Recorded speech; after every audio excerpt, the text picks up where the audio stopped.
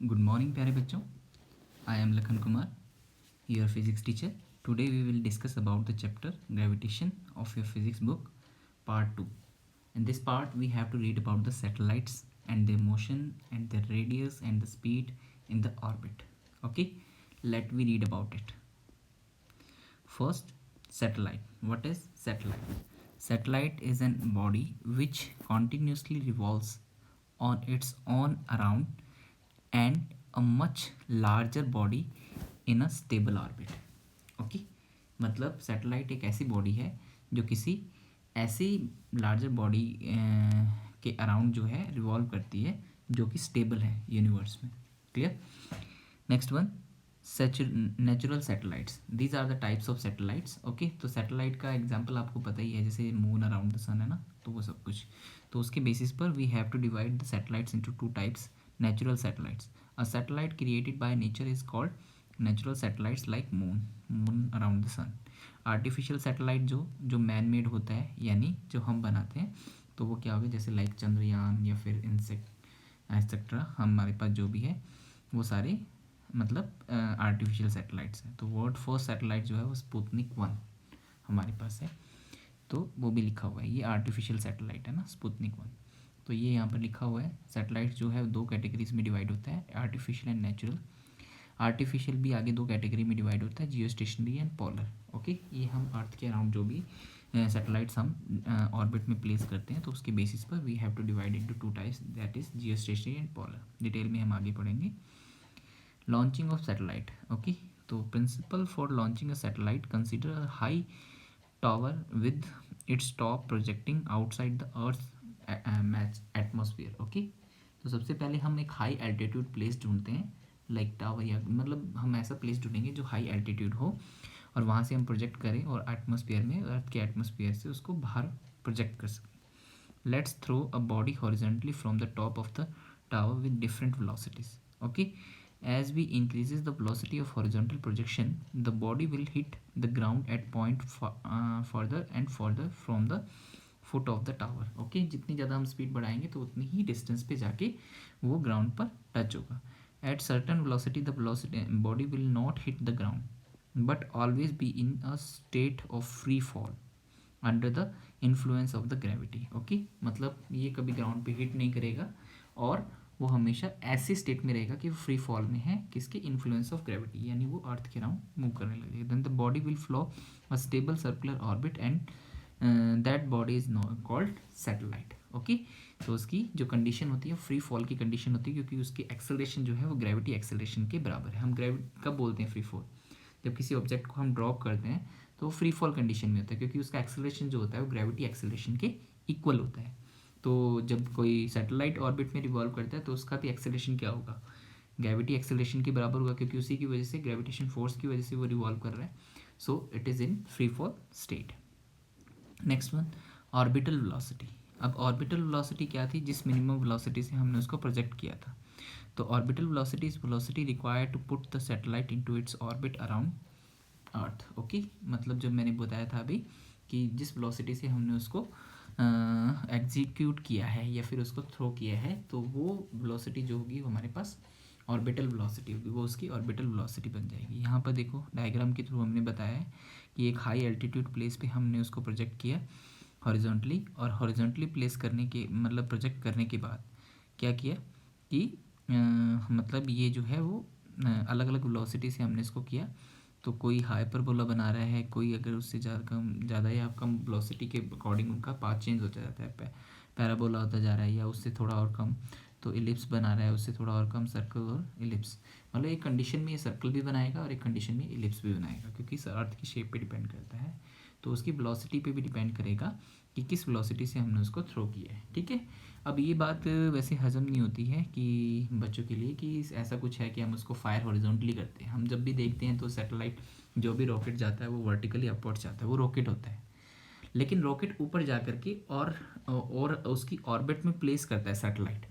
तो रॉकेट पहले जाता है, उसमें बहुत सारे सैटेलाइट, मान लो कितने भी सैटेलाइट हम उसमें डालते हैं, और रॉकेट की पोजीशन ऐसी पोजीशन पे जा करके वहाँ से हम उसको हॉरिजॉन्टली क्या करते हैं, हम उसको हम उसको प्रोजेक्ट करते हैं, तो वो कंडीशन हम अप्लाई करते हैं, क्योंकि हाई एल्टीट्यूड चाहिए, एटमॉस्फेयर से बाहर जा कर के हमने ऐसा करना है, तो rocket is a best option. Next one, orbital velocity का डेरिवेशन या फिर उसका एक्सप्रेशन देख लेते हैं कि कैसे अपने पुट कर सकते हैं। Force of gravity on satellite, मतलब जब अगर ये v नॉट वेलोसिटी से अगर मूव कर रहा है ऑर्बिट में और h हाइट पे सरफेस से, और ये इसकी r रेडियस है हमारे पास किसकी, अर्थ की, तो उसके बेसिस पर हमारे पास ये फॉर्मूला बन जाएगा। तो force of gravity in satellite that is Gmm upon r plus H whole square, center से इसका डिस्टेंस कितना हो जाएगा, r plus H. Okay, centripetal force required by the satellite to keep its orbit f is equal to mv square upon r, ये v यहाँ आ गया गलती से, typing mistake, v not square upon r, ठीक है। तो r की जगह हमारे पास सेंटर से डिस्टेंस कितना है, r plus H whole square. In equilibrium the centripetal force is just provided by the gravitation pull of earth. Okay, मतलब यही जो ग्रेविटेशन फोर्स होगा ये इसको एक पुल प्रोवाइड करवाएगा। ओके, तो ये रहा M V square upon R हमारे पास आ गया। तो यहाँ पर से जो कट होता है एम से एम कैंसिल आउट हो जाएगा। ओके, आर प्लस एच से आर प्लस एच का 1 स्क्वायर कट हो जाएगा। ओके, 1 पावर कट हो जाएगा, तो V not square is equal to G M upon R plus H. अब हमने वी नॉट निकाला था root G M upon R plus H, ये आ गया हमारे पास। तो सिंप्लीफाइड फॉर्म, यानी अगर अर्थ सरफेस से देखोगे तो कितना आ जाएगा, root G M upon R. यानी हम अगर आर को ऊपर नीचे मल्टीप्लाई और डिवाइड करें तो ये G M upon R square बन जाएगा, जबकि जी आर ही होता है, रूट जी आर ही।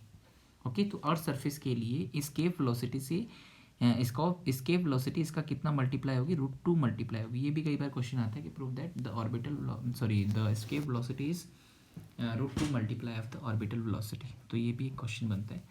तो इसको इसके अंदर देखो सारे कांस्टेंट है अर्थ सरफेस के लिए, देखिए तो हम इसको कैलकुलेट कर सकते हैं। तो अप्रोक्स 7 पॉइंट समथिंग आता है, 7.9 किलोमीटर पर सेकेंड, इतनी स्पीड उसको चाहिए। क्लियर। तो time period of the satellite, time period of satellite देखेंगे, it is the time takes by a satellite to complete 1 revolution around the earth. It is given by, okay, मतलब जो एक round complete करने में वो time लेगा satellite अर्थ के round, तो उसका रिवोल्यूशन टाइम जो होगा वही उसका टाइम पीरियड बनेगा। तो time period is equal to क्या होगा, डिस्टेंस अपॉन स्पीड। तो डिस्टेंस क्या है, सर्कमफेरेंस ऑफ ऑर्बिट, जितना उसका एक सर्कल कंप्लीट करने के लिए सर्कमफेरेंस हो गया, और ऑर्बिटल वेलोसिटी जिससे स्पीड से उसने किया है। तो 2 पाई आर प्लस एच, क्योंकि वो सेंटर से कितनी डिस्टेंस पे है, आर प्लस एच। ओके, तो रूट जी मतलब रेडियस बन जाएगी ना ये ऑर्बिट की, आर प्लस एच। ओके, तो 2 पाई आर होता है तो आर प्लस एच आ जाएगा, और ये हमने अभी निकाला ऑर्बिटल स्पीड का, और ये आर प्लस एच के हाफ पावर ऊपर जाएगी, तो 1 यहाँ पर है तो 1 प्लस हाफ, ठीक है। तो 3/2 होता है, लेकिन स्क्वायर रूट के अंदर ही गया है तो स्क्वायर, ठीक है। बता देता हूँ दोबारा, आर प्लस एच जो है वो स्क्वायर रूट में है, यहाँ पर ये बन रहा है हमारे पास 1 पावर, तो हम इसको लिख सकते हैं रूट आर प्लस एच की होल स्क्वायर। ओके, तो ऐसे कर सकते हैं, तो 1 पावर ऊपर जाएगी तो क्यूब में कन्वर्ट हो जाएगा, तो ये आंसर आ जाएगा। ठीक है, if the earth is a square the density of rho then the mass would be volume into density, ये पता ही है हमें, तो इसके बेसिस पर हमने यहाँ पर पुट कर दिया है। ओके, एम का वैल्यू अर्थ का। ओके, तो जब इसको रो की वैल्यू में कन्वर्ट करेंगे तो ये आ जाएगा हमारे पास। तो अब जो है हमारे पास क्या बना, हाइट ऑफ द सैटेलाइट निकाल सकते हैं इस टाइम पीरियड के फॉर्मूला से। ओके, तो ये डेंसिटी की फॉर्म में था और वो मास की फॉर्म में है हमारे पास, है ना। तो दोनों फॉर्मूले हमने निकाल दिए। अब देख लेते हैं कि हमारे पास हाइट ऑफ द सैटेलाइट कैसे निकालेंगे। तो टी का वैल्यू हमने निकाला था, और जी एम का वैल्यू जी आर स्क्वायर, क्योंकि जी इज इक्वल टू क्या होता है, अर्थ सरफेस पे वो इतना होता है। तो यहाँ से जब हम यहाँ लेकर आएंगे तो G M is equal to G R E, ये जी जो है वो अर्थ सरफेस पे है, अर्थ सरफेस का फॉर्मूला लिया तो अर्थ सरफेस वाला स्मॉल जी। तो हमने क्या किया, दोनों तरफ स्क्वायर कर दिया। तो स्क्वायर जो किया है वो दिख सकते हैं, टी स्क्वायर 4 पाई स्क्वायर, और ये स्क्वायर रूट हट जाएगा, तो जी एम की जगह वैल्यू भी पुट कर दी। अब हमारे पास जो वैल्यू है हम इसको थोड़ा सिचुएटेड कर लेते हैं। ओके, तो इसके लिए हमने क्या किया, आर प्लस एच का होल स्क्वायर आया, ठीक है, ये होल क्यूब आया यहाँ से। ओके, तो यहाँ पर 4 पाई स्क्वायर यहाँ पर है, कोई दिक्कत नहीं है, और टी स्क्वायर हमारे पास है, टी स्क्वायर आ जाएगा, यानी ये बनेगा, जब ये इधर लेकर आओगे तो T square, okay, R G square upon 4 pi square, ये आ जाएगा। क्लियर। तो ये 4 पाई स्क्वायर इसके अपॉन में, ये मल्टीप्लाई में और डिवाइड में, ठीक है। तो आर प्लस एच का होल क्यूब बन गया। तो ये जो वैल्यू आया है हमारे पास, ये आर स्क्वायर नहीं, ये बनेगा जी स्क्वायर, जी बनेगा ना, तो ये आर स्क्वायर नहीं, आर स्क्वायर तो बनेगा, ओके, बट जी का सिंगल पावर रहेगा, ठीक है। तो हमने इसको आगे पीछे कर लिया है, ठीक है। तो T square are square G, sorry गलती होगी ना, तो यहाँ पर आर स्क्वायर टी स्क्वायर तो बनेगा और जी का 1 पावर रहेगा, ठीक है, ये आ जाएगा। अभी ये वैल्यू जो आया, हमने यहाँ पर क्या किया है, क्यूब को उधर लेकर गए तो क्यूब रूट में कन्वर्ट हो गया ये क्यूब रूट है, ठीक है, मतलब इसका क्यूब रूट हम निकालेंगे तो वैल्यू आ जाएगा। तो एच का वैल्यू क्या आएगा, इसमें से आर को माइनस करेंगे तो ये एच का वैल्यू बन जाएगा, क्लियर। तो यहाँ से हम किसी भी सैटेलाइट का हाइट निकाल सकते हैं। अब तो टाइप ऑफ हमने आर्टिफिशियल सैटेलाइट निकाला था, जियो स्टेशनरी सैटेलाइट और पोलर सैटेलाइट, उनके बारे में पढ़ लें। A satellite which revolves around the earth in its equatorial plane with the same angular speed and in the same direction as the earth rotates around its own axis is called a geostationary or synchronous satellite, okay. Synchronous का मतलब same, जैसा कि अर्थ है, ठीक है। तो अर्थ अपने axis पे रोटेट कर रहे हैं। तो जियो स्टेशनरी सैटेलाइट क्या होगा कि इक्वेटर के प्लेन में, यानी जो अर्थ है वो यूँ रिवॉल्व कर रही है, तो इसका मतलब इसके इस प्लेन में, इक्वेटर वाले प्लेन में जब रिवॉल्व करेगा तो वो हमारे पास जियो स्टेशनरी सैटेलाइट होगा। सेम स्पीड से, जिस स्पीड से ये अपने एक्सिस पे रोटेट कर रही है, ओके, अपने एक्सिस पे रोटेट कर रही है। और मून के अराउंड, वो सॉरी सन के अराउंड नहीं, वो अपने एक्सिस पे भी तो रोटेट कर रही है उस स्पीड से। और साथ में हमारे पास सेम डायरेक्शन में, कि किस डायरेक्शन में वो हमारे पास वेस्ट टू ईस्ट मूव कर रही है, तो वेस्ट टू ईस्ट ही हमारे पास ये डायरेक्शन रहना चाहिए, रोटेशन का डायरेक्शन सेम रहना चाहिए। तो ये हमारे पास हो गया। यानी ये जियो स्टेशनरी क्यों बोलते हैं, क्योंकि अगर अर्थ के किसी प्लेस से देखेंगे, किसी भी बाइनिकुलर या फिर किसी भी टेलीस्कोप की हेल्प से, तो वो हमें क्या लगेगा, स्टेबल, क्योंकि वो सेम स्पीड से उसके साथ साथ रिवॉल्व हो रहा है। तो स्टेबल ऑर्बिट, स्टेबल स्टेशनरी, मतलब स्टेशनरी यानी फिक्स पोजीशन पे हमें उसको मतलब जियोग्राफिकल कंडीशंस में हम उसको देख सकते हैं, okay.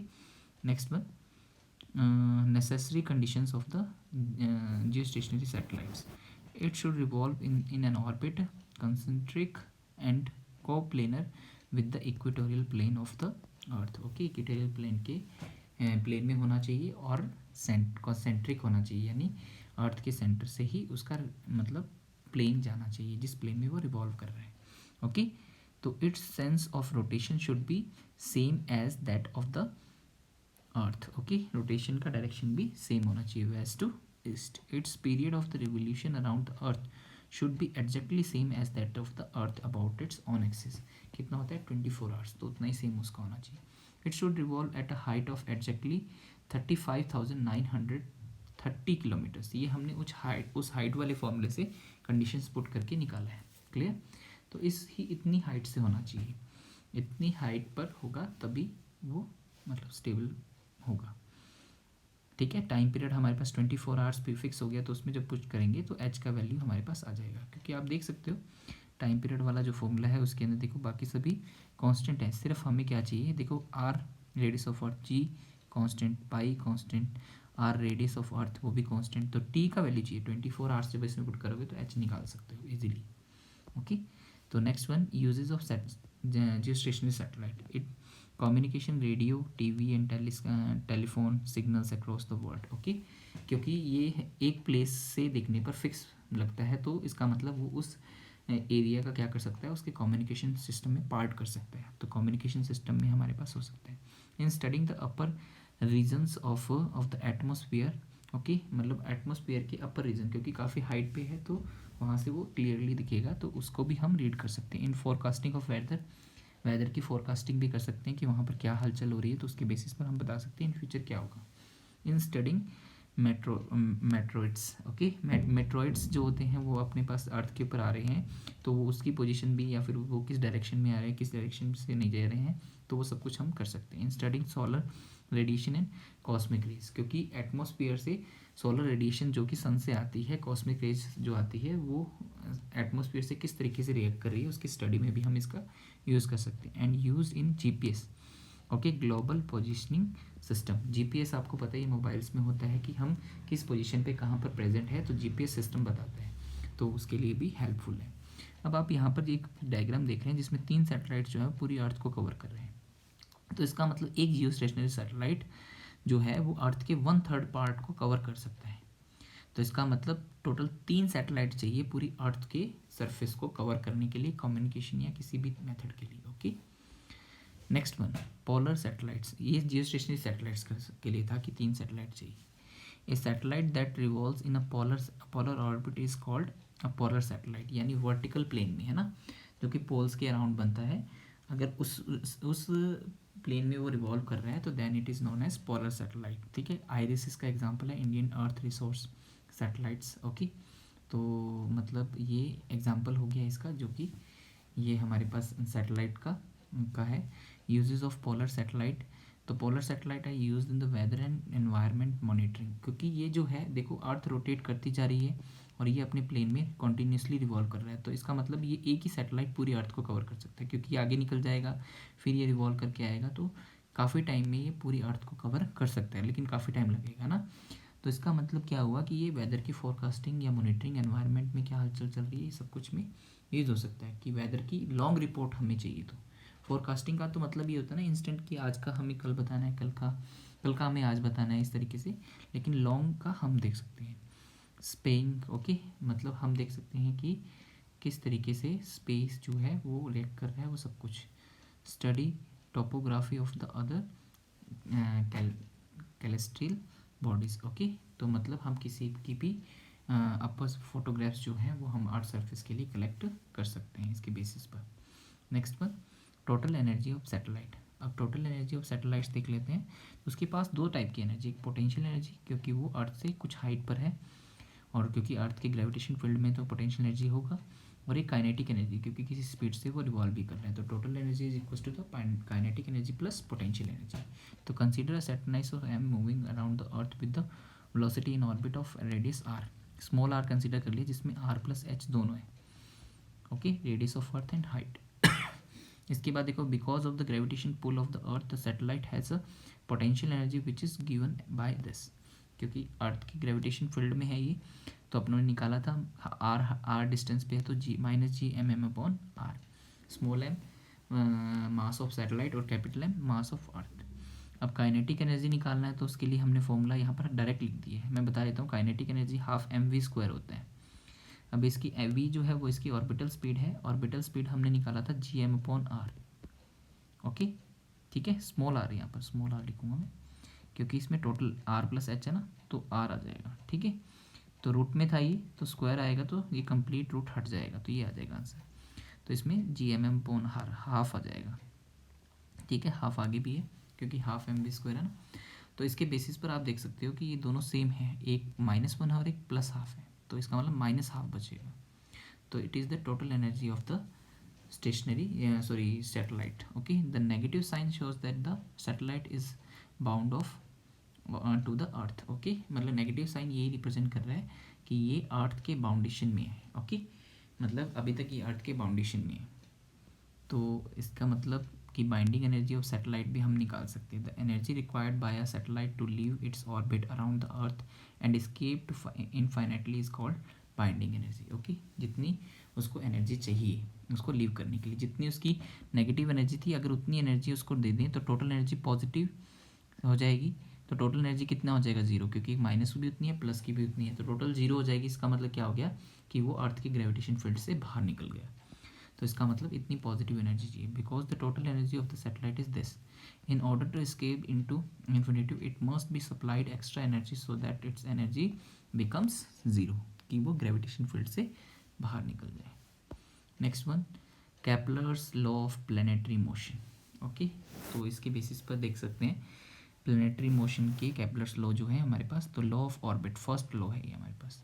Each planet revolves around the sun in an elliptical orbit with the sun situated at the one of the two foci। Okay, तो मतलब ये हमारे बता देते फोकस जो होते हैं, फोकस का मतलब आपको पता होगा, एलिप्टिकल ऑर्बिट जो होता है उसके दो फोकस होते हैं, एक ये होता है और एक ये होता है। ओके, दोनों साइड पे, सेंटर से लेफ्ट और राइट, तो दोनों फोकस में से किसी एक फोकस पर सन सिचुएटेड होगा, और दूसरी चीज़ हमारे पास जो है वो एलिप्टिकल ऑर्बिट में प्लैनेट सन के अराउंड रिवॉल्व करेगा। ओके, तो एलिप्स के बारे में आपको पता ही है। तो सन किसी एक फोकस पे इसके प्रेजेंट होगा। तो अब आप एक कंडीशन में देख सकते हो कि सन अगर इस फोकस पे प्रेजेंट है तो प्लैनेट जब इस पोजीशन पे आएगा तो ये सन के क्या होगा, क्लोज। तो क्लोज होगा तो इसको बोलते हैं पेरिहेलियन। ओके, पेरिहेलियन बोलते हैं इस पोजीशन को, और पेरिहेलियन पोजीशन बोलते हैं। और तो सन से इसकी डिस्टेंस हो जाएगी पेरिहेलियन डिस्टेंस, और यहाँ पर प्लैनेट की स्पीड फास्टेस्ट होगी। ओके, तो according to second law of Kepler, तो वो बता दूंगा कैसे होगी। तो पेरिहेलियन पोजीशन और इसकी सन से डिस्टेंस पेरिहेलियन डिस्टेंस, और ये इसकी फास्टेस्ट मोशन होगी। इसके बाद जब ये प्लैनेट यहाँ आएगा तो इसकी डिस्टेंस सन से बहुत ज़्यादा होगी, तो इसको बोलते हैं एफिलियन। ओके, एफिलियन हो तो बोलते हैं इसको पेरिहेलियन, इसको एफिलियन। तो एफिलियन जो होता है वो उससे सन की डिस्टेंस क्या होगी, एफिलियन डिस्टेंस, और यहाँ पर सबसे स्लो स्पीड होगी, स्लोएस्ट मोशन बोलेंगे इसको। ओके, तो ये चीज़ें हम देख लेंगे। इसके बाद देखो Kepler's law of planetary motion, second law. तो law of areas, okay, law of areas या लॉ ऑफ एरियल वेलोसिटी भी बोल सकते हैं इसको। ठीक है, दो नाम है इसके, यहाँ पर दिया नहीं है, मैंने बता दिया आपको। Law of orbits, law of areas और law of areal velocity. The radius vector drawn from the sun to the planet sweeps out equal area in equal intervals of time. It implies that the aerial velocity, area covered by per unit time of planet around the sun is constant. Okay, इसका मतलब ये है कि जो इसकी position को मिलाने वाली जो रेडियल पोजीशन है हमारे पास, या रेडियल वेक्टर है, वो क्या करेगी, कुछ टाइम में कुछ डिस्टेंस, कुछ एरिया स्वीप करती है ना। तो कहता है कि इक्वल टाइम इंटरवल में वो इक्वल एरिया क्या करेगी, ऑक्यूपाई करेगी। ओके, इक्वल टाइम इंटरवल में अगर ये टाइम सेम है तो इक्वल एरिया क्या करेगी, ऑक्यूपाई। ये दोनों से अगर ये टाइम पीरियड सेम है तो ये दोनों एरिया भी सेम होंगे। क्लियर? तो इसका मतलब उसकी एरियल वेलोसिटी जो है वो पर यूनिट टाइम क्या रहेगी, सेम। ओके, क्योंकि ये एरिया और ये एरिया सेम है तो एरियल वेलोसिटी क्या बनेगी, delta a upon delta T. तो इसका मतलब दोनों का रेशियो हमेशा क्या रहेगा, सेम, क्योंकि डेल्टा टी भी सेम है। नेक्स्ट वन, इसको प्रूव करना है। ठीक है, तो सेकंड जो लॉ है हम इसको प्रूव कर सकते हैं with the help of torque. अब ये जो मूव कर रहा है तो टॉर्क यहाँ पर आर क्रॉस एफ होगा, बट आर वेक्टर और एफ वेक्टर दोनों जो हैं वो एक दूसरे के पैरेलल हैं। कैसे हैं मैं बताता हूँ। ये प्लैनेट है, यहाँ से इसकी पोजीशन जब आप निकालोगे तो ये आर वेक्टर आएगी, और फोर्स जो है वो इसको अट्रैक्ट कर रहा है अनसाइड, तो दोनों अपोजिट डायरेक्शन में है, तो दोनों के बीच में एंगल बनेगा 180 डिग्री। अब क्रॉस प्रोडक्ट में क्या होता है, साइन 180 का वैल्यू कितना होगा, 0। ओके, तो 0 इसका मतलब टॉर्क का वैल्यू इसमें 0 होगा। यहाँ पर लिखा भी है अपोजिट फेस्ड, आर और एफ जो है वो अपोजिट फेस्ड है। अब टो का वैल्यू क्या होता है, d l upon d t, यानी rate change of angular momentum is equal to 0। It means l vector is equal to constant, यानी ये जब भी प्लैनेट इसके अराउंड ये रिवॉल्व करेगा तो इसका टोटल एंगुलर मोमेंटम क्या रहेगा, कंजर्व। तो इसका मतलब डेल्टा ए अगर हम यहाँ पर निकालना चाहते हैं, इसकी दो पोजीशंस यानी पी और पी डैश के बीच में हम निकालना चाहते हैं इसकी डेल्टा ए, कितना इसने एरिया ऑक्यूपाई किया। तो हाफ बेस ये बनेगा और इनटू हाइट हमारे पास आर बन गई। ओके, और बेस हमारे पास बनेगा P to P dash. Okay, तो ये डेल्टा ए एरिया हो गया हमारे पास। अब हमने यहाँ पर क्या निकालना है, पी टू पी डैश निकालना है। अभी पी टू पी डैश जो है ये आर्क है, आर्क इज इक्वल टू क्या होता है, हमें पता है एंगल इज इक्वल टू क्या होता है उसके नहीं सॉरी, आर्क हम कैसे निकाल सकते हैं, क्योंकि डिस्टेंस है एक तरीके से। तो डिस्टेंस इज इक्वल टू क्या होता है, स्पीड इनटू टाइम। ओके, यहाँ पर आने के लिए मान लो डेल्टा टी टाइम लेगा, तो स्पीड कितनी है, वी है, तो स्पीड इनटू टाइम से हमने निकाल लिया। अब हमारे पास काम इतना ही है कि इस v का वैल्यू हम पुट करें, तो p इज इक्वल टू क्या होगा, एम वी। तो v is equal to P upon M, यहाँ पर हमने पुट कर दिया, तो ये पी डैश आ गया। ये वैल्यू हम कहाँ पुट कर देंगे, यहाँ पर। तो जैसे ही पुट करेंगे तो नेक्स्ट स्लाइड में आप देख सकते हो, तो डेल्टा ए का वैल्यू आ गया हाफ आर, और उसका वैल्यू जैसे ही पुट किया पी टू पी डैश का, तो P vector upon M into delta T, ये आ गया। अब ये डेल्टा टी यहाँ पर मल्टीप्लाई में उधर आएगा तो डिवाइड में आ जाएगा, तो ये आ गया वैल्यू हमारे पास। अब देखो m जो है वो कांस्टेंट है, हम आउटसाइड ले सकते हैं, तो यहाँ पर क्या बनेगा, आर क्रॉस पी। तो R cross P is equal to क्या होता है, एंगुलर मोमेंटम, है ना। तो वहाँ से हम इसके अंदर निकाल सकते हैं। तो ये रहा आर क्रॉस पी, यहाँ पर हमने यहाँ पर वैल्यू लिखा एल वेक्टर का। तो एल वेक्टर अपॉन 2m। अब m जो है मास है, मास ऑफ सैटेलाइट वो कांस्टेंट होता है। एल वेक्टर हमने पहले ही बता दिया कि पूरी ऑर्बिटल जो उसकी पोजीशन है उसमें एल कांस्टेंट होगा, तो इसका मतलब delta a upon delta t always remains constant. Okay, तो एरियल वेलोसिटी उसकी सेम रहेगी। तो अब मैंने जो आपको फर्स्ट लॉ में बताया था कि जब वो पास आता है तो उसकी स्पीड बहुत बढ़ जाती है ना, यहाँ पर आएगा तो उसकी स्पीड बहुत ज़्यादा हो जाएगी पेरिहेलियन कंडीशन में, और एफिलियन कंडीशन में उसकी स्पीड बहुत कम हो जाएगी। उसका रीज़न क्या है? उसका रीज़न है l is equals to constant. इसका मतलब I omega is equals to constant. इसका मतलब क्या हुआ कि जैसे ही वो पास आया तो उसका डिस्टेंस कम हो गया, तो मोमेंट ऑफ इनर्शिया कम हो जाएगा, तो एंगुलर स्पीड बढ़ जाएगी, तो इसका मतलब इसकी स्पीड बढ़ गई। ओके, इसी तरीके से जब वो दूर जाएगा तो एल कांस्टेंट है, तो इसका मतलब आई ओमेगा, तो इसका मतलब डिस्टेंस बढ़ गई तो आई बढ़ गया, तो ओमेगा कम हो जाएगा, उसकी स्पीड कम हो जाएगी, एंगुलर स्पीड कम हो जाएगी। क्लियर? तो that's why in first law we read about the perihelion और aphelion condition, that fastest motion and slowest motion. Next one, Kepler's law of planetary motion third. Okay, तो law of period, जिसको third law भी बोलते हैं, the square of the time period of the revolution of the planet around the sun is proportion to the cube of the semi major axis of the its elliptical orbit. Okay, तो semi major axis ये क्या है, ये मैं बताता हूँ। देखो, सन की जो पोजीशन है वो इस तरीके से है कि अर्थ की कभी भी या फिर प्लैनेट की कभी भी डिस्टेंस उससे सेम नहीं रह सकती, इसलिए हम अर्थ या फिर प्लैनेट और सन के बीच में जो डिस्टेंस लेते हैं वो एवरेज डिस्टेंस लेते हैं, और वो एवरेज डिस्टेंस जो होता है वो इन दो एक्सिस पे डिपेंड करता है। तो ये इसका माइनर एक्सिस हो गया और ये मेजर एक्सिस है, तो मेजर एक्सिस का हाफ क्या होगा, वो सेमी मेजर एक्सिस होगा, और ये आर एवरेज अप्रोक्स इसके इक्वल आता है। ठीक है, कि सेमी मेजर एक्सिस के इक्वल आता है। क्लियर? तो सेमी मेजर एक्सिस की डिस्टेंस के क्यूब के डायरेक्टली प्रोपोर्शनल होगा, यानी T square is directly proportional with R cube. ये हमने प्रूव करना है, तो प्रूव भी हम कर सकते हैं। Suppose a planet of mass M moves around the sun in a circular orbit of radius r with the orbital speed v. Let m be the mass of sun. The force of gravitation between the sun and the planet provides the necessary centripetal force. पता ही है mv square upon R G M upon R square. तो जब यहाँ पर m से m cancel out होगा तो v square is equal to G M upon r आ जाएगा। ये हमने निकाला भी था पीछे, ऑर्बिटल स्पीड। अब v जो है वो हमारे पास क्या होता है, सर्कमफेरेंस अपॉन टाइम पीरियड, या पीरियड ऑफ रिवोल्यूशन, टाइम ही होता है, तो circumference 2πr upon T. Okay, तो ये दोनों जब हम मतलब इसके अंदर वी स्क्वायर जब हम निकालेंगे तो क्या बनेगा, 4π square are square upon t square. तो अब ये भी वी स्क्वायर की वैल्यू, ये भी वी स्क्वायर की वैल्यू, दोनों को इक्वलाइज कर देंगे। इक्वलाइज करने के बाद हमारे पास ये आर इधर आ जाएगा, ओके, और ये टी स्क्वायर इधर आ जाएगा, जी एम यहाँ ले आ सकते हैं। ठीक है, तो हमारे पास कुछ ऐसी कंडीशन बन जाएगी। तो T square is equal to 4π square upon g m r cube. अब देखो 4π स्क्वायर जी एम जो है वो कांस्टेंट है, क्योंकि मास ऑफ सन कांस्टेंट हो गया, जी कांस्टेंट, 4π स्क्वायर कांस्टेंट, तो होल इज कांस्टेंट, तो कांस्टेंट हो गया, तो it means T square is equal to constant R cube. Constant को हटाएंगे तो डायरेक्टली प्रोपोर्शनल का symbol, and that is the third law of Kepler. Okay, Kepler's planetary motion. Okay, तो ये आपको पता ही है कि T square is directly proportional to whole R cube.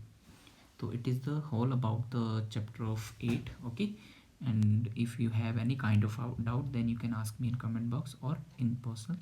Thank you.